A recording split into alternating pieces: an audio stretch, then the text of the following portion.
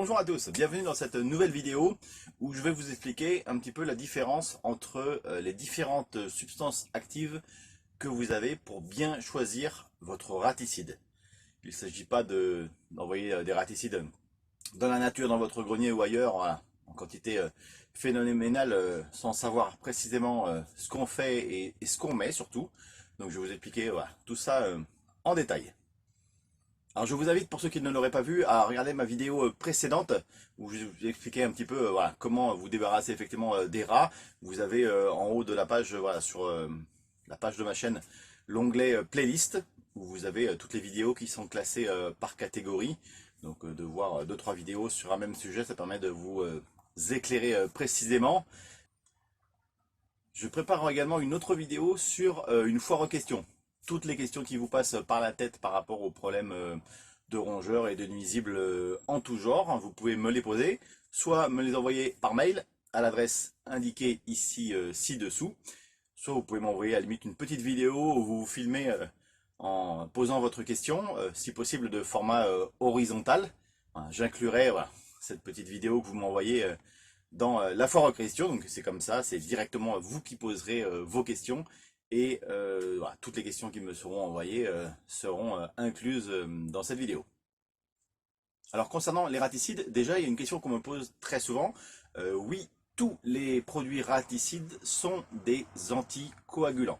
Voilà, cela permet de dégrader plus rapidement effectivement le corps du rat ou de la souris et de limiter les odeurs. Alors ça n'évite pas totalement les odeurs, on peut effectivement en avoir suivant à quel endroit, à l'endroit où le rat ou la souris meurt, mais voilà, ça limite en tout cas tout ça. Alors concernant les produits, il faut savoir que tous les produits raticides ne se valent pas. C'est pas parce qu'il y a marqué mort à la première prise que le résultat sera forcément au rendez-vous. Il faut savoir qu'il existe beaucoup de substances actives et que suivant la qualité de la substance active, il faut entre 3 grammes et 22 grammes pour tuer un rat de 350 grammes.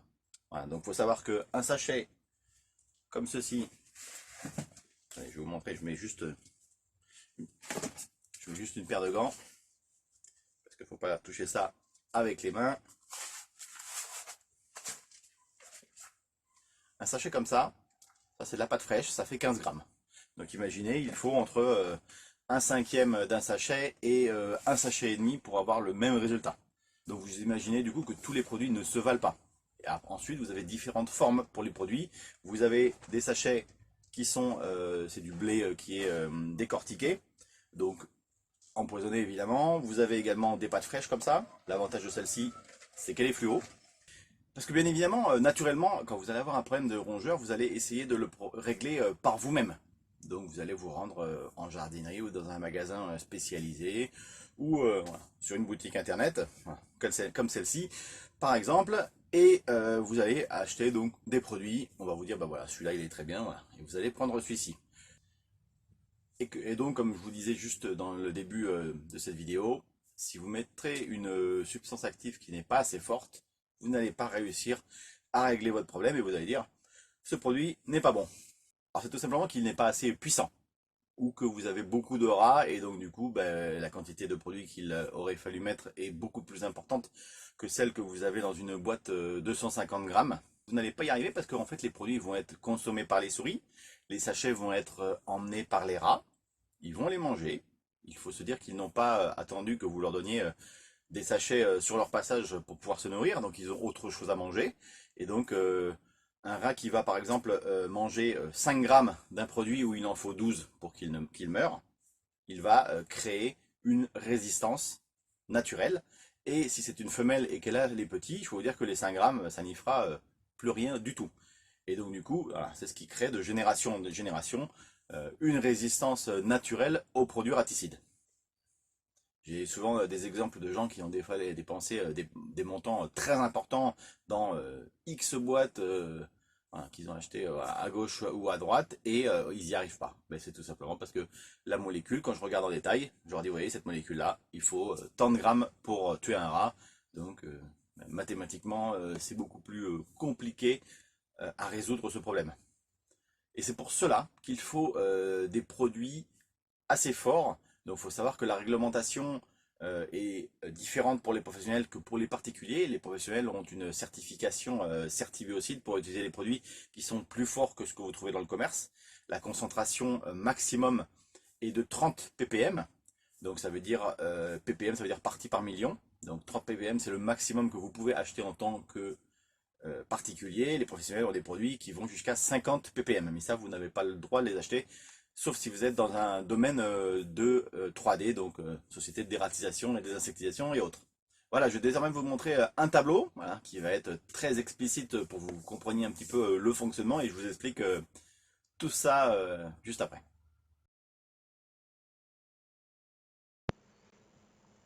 Alors, concernant ce tableau, donc toutes les lignes qui sont en rouge sont les produits réservés uniquement aux professionnels.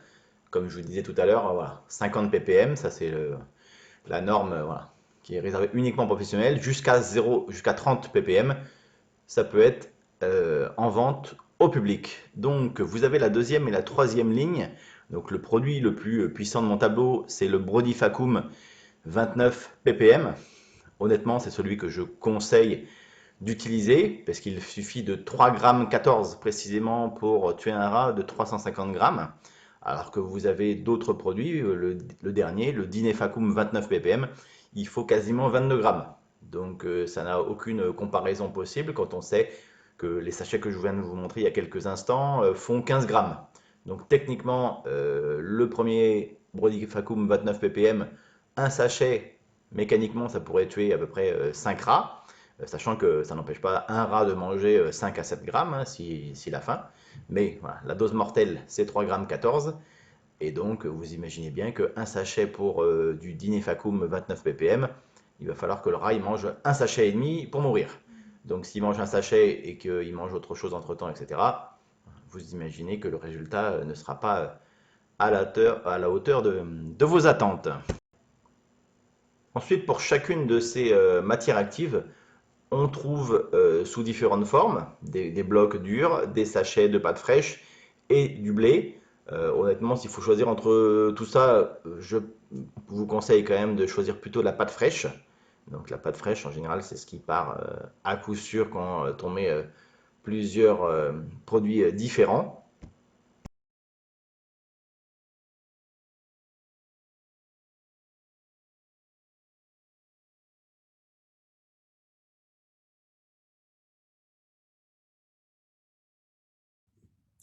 J'espère que cette vidéo vous avait apporté quelques informations complémentaires sur la problématique des rongeurs.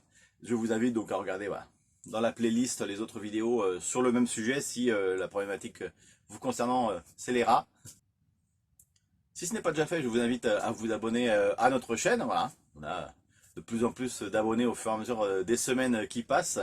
Donc voilà, ça fait toujours plaisir. À mettre un commentaire, voilà, une observation, quelle qu'elle soit, nous répondrons à tous les commentaires. Et n'oubliez pas donc de nous envoyer une petite vidéo avec vos questions, qu'on puisse faire une petite voilà, foire aux questions. Si vous voulez pas qu'on voit votre visage voilà, dans la prochaine vidéo concernant cette foire aux questions, bah, vous pouvez nous envoyer tout simplement un mail, voilà, un mail ou un commentaire. Voilà, on enregistrera toutes ces questions et on fera un petit montage pour répondre à tout ça. Je vous dis à bientôt!